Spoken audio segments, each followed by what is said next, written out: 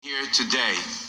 I now recognize the ranking member of the Judiciary Committee. Mr. Chairman. The gentleman from Georgia, Mr. Collins, Mr. for Chairman. his opening statement. Mr. Chairman, may I make a parliamentary inquiry before you? The gentleman is not in order for parliamentary inquiry. I've recognized the ranking member for an opening statement.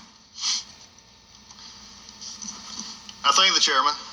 And it is interesting that, again, parliamentary inquiries, and I believe some are actually some of the things I'm going to discuss today because we're sort of coming here today in a different arena. For everybody who's not been here before, this is a new room, it's new rules, it's a new month.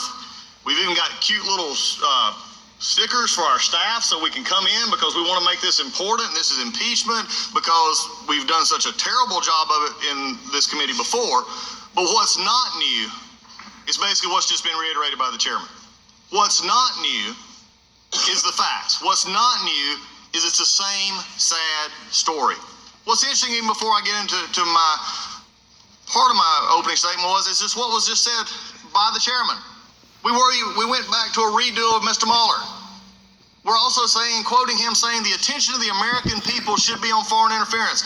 I agree with him completely, except I guess the American people did not include the Judiciary Committee because we didn't take it up. We didn't have hearings. We didn't do anything to delve deeply into this issue. We passed election bills, but did not get into the in-depth part of what Mr. Mueller talked about, taking his own report and having hearings about that. We didn't do it. So I guess the American people doesn't include the House Judiciary Committee. You know, the interesting, we also just heard an interesting discussion. We're going to have a lot of interesting discussion today about the Constitution and other things, but we also talked about the founders. What's interesting is that the chairman talked a lot about the founders from the quotes, and again, this is why we have the hearing, about the founders being concerned about foreign influence, but what he also didn't quote was the founders being really, really concerned about political impeachment.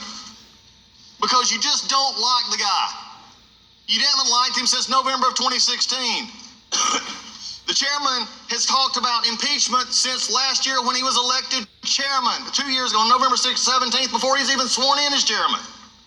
So don't tell me this is about new evidence and new things and new stuff. We may have a new hearing room, we may have new mics, and we may have chairs that aren't comfortable, but this is nothing new, folks.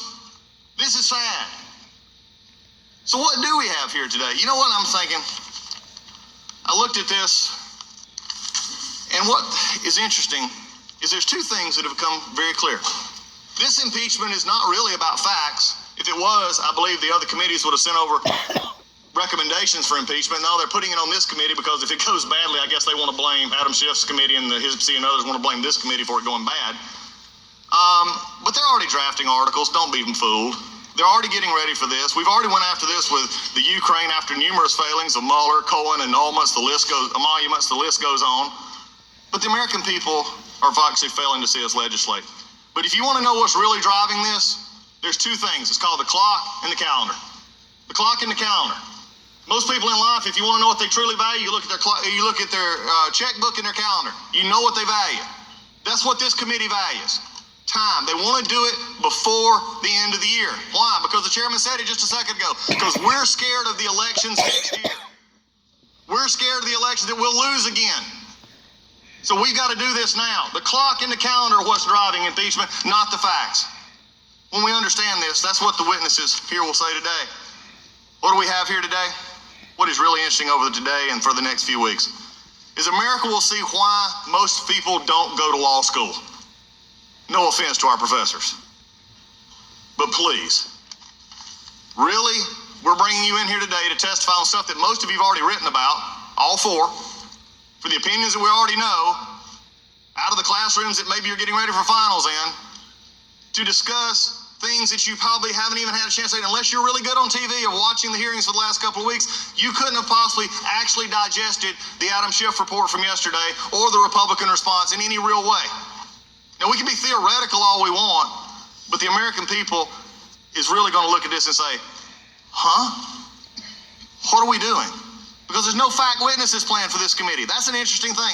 Frankly, there's no plan at all except next week an ambiguous hearing on the presentation from the HIPC, the other committee that sent us the report, and Judiciary Committee, which I'm not still sure what they want us to present on, and nothing else.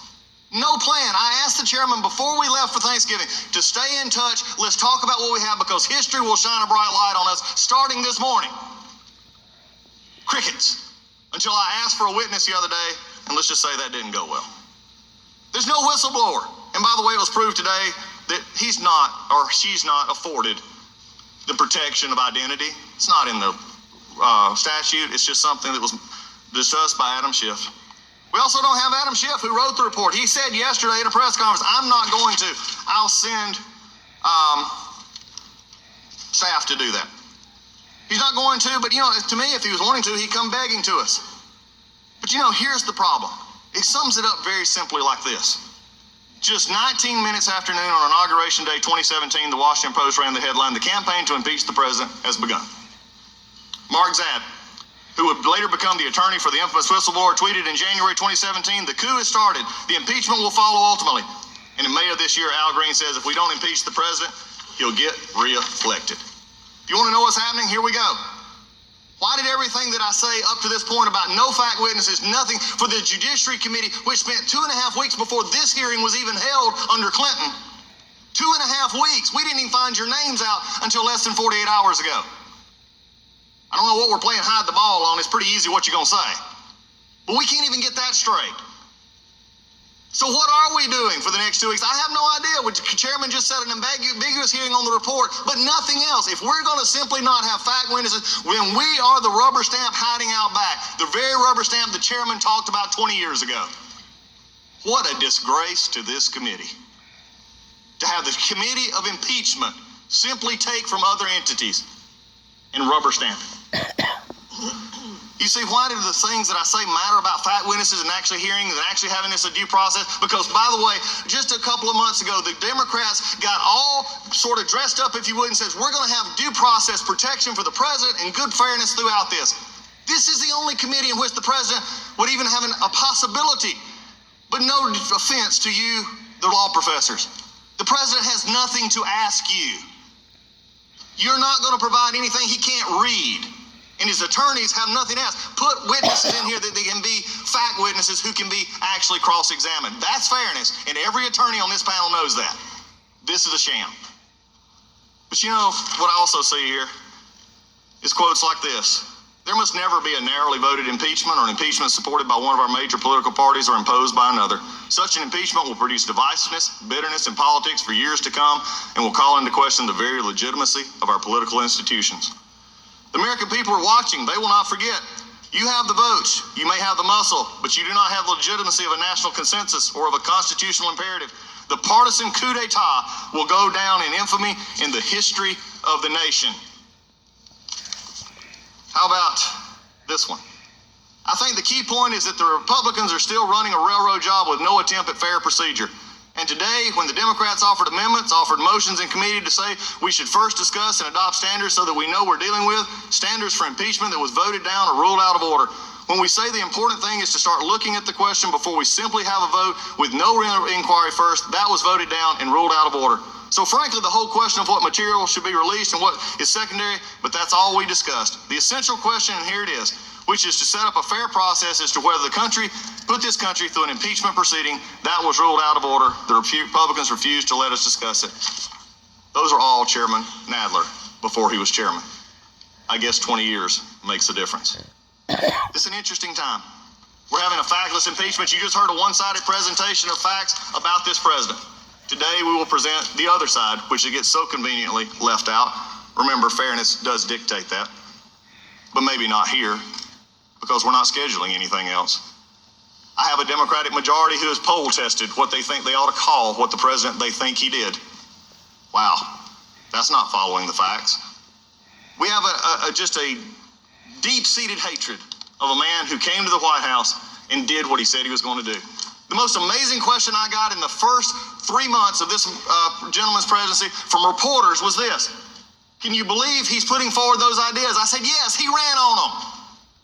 He told the truth, and he did what he said. The problem here today is this will also be one of the first impeachments. The chairman mentioned there was 2 of them. One that before he resigned before, then one in Clinton, in which the facts, even by Democrats and Republicans, were not really disputed. In this one, they're not only disputed, they're contradicted of each other. There are no set facts here. In fact, they're not anything that presents an impeachment here, except a president carrying out his job in the way the Constitution saw that he sees fit to do it. This is where we're at today. So the interesting thing that I come to with most everybody here is this may be a new time, a new place, and we may be all scrubbed up and looking pretty for impeachment. But this is not an impeachment. This is just a simple railroad job. And today's is a waste of time because this is where we're at. So I close today with this. It didn't start with Mueller. It didn't start with a phone call. You know where this started? It started with tears in Brooklyn in November 2016 when an election was lost. So we are here, no plan, no fact witnesses, simply being a rubber stamp for what we have. But hey, we got law professors here. What a start of a party. Mr. Chairman, before I yield back, I have a motion under Clause 2, Rule 11. The gentleman was recognized for the purpose of an opening statement, not for the purpose of making a motion. I yield back and now ask for recognition for a motion under Clause 2, Rule 11. The gentleman is recognized. Mr. Chairman, pursuant to Clause 2 of Rule 11, I move to require the attendance and testimony of chairmanship before this committee and transmit this letter accordingly.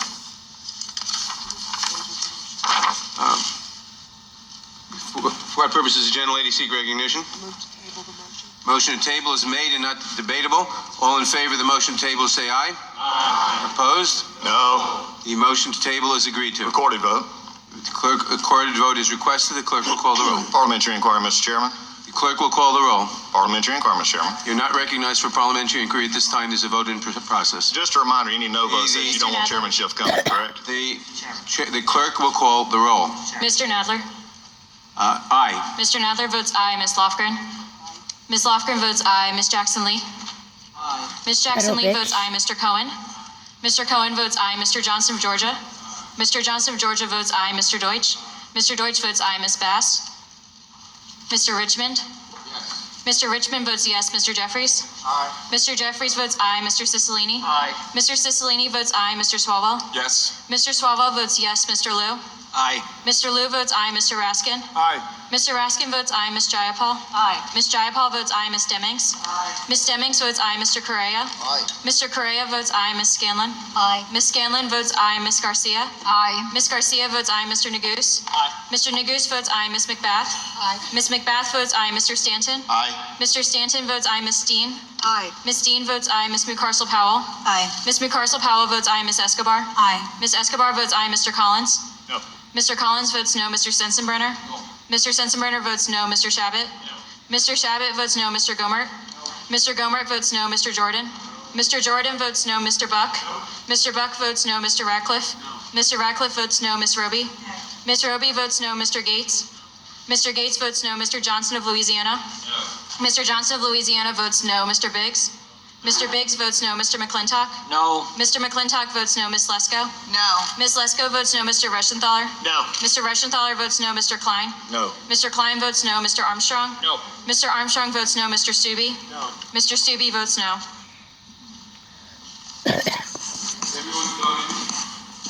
Has everyone voted who wishes to vote? Ms. Bass. Ms. Bass? Ms. Bass votes aye. The clerk will report. Mr. Chairman, there are 24 ayes and 17 noes. The motion to table is agreed to. Mr. Chairman, I have a parliamentary inquiry. The gentleman will state his parliamentary inquiry. Thank you, Mr. Chairman. Clause C2 of the Judiciary Committee's impeachment inquiry procedures states that members of the committee can raise objections relating to the admissibility of testimony and evidence, but it doesn't say what rules apply to admissibility. So I'm hoping you can explain to us what the objections may be made under this clause, and if you intend to use the federal rules of evidence.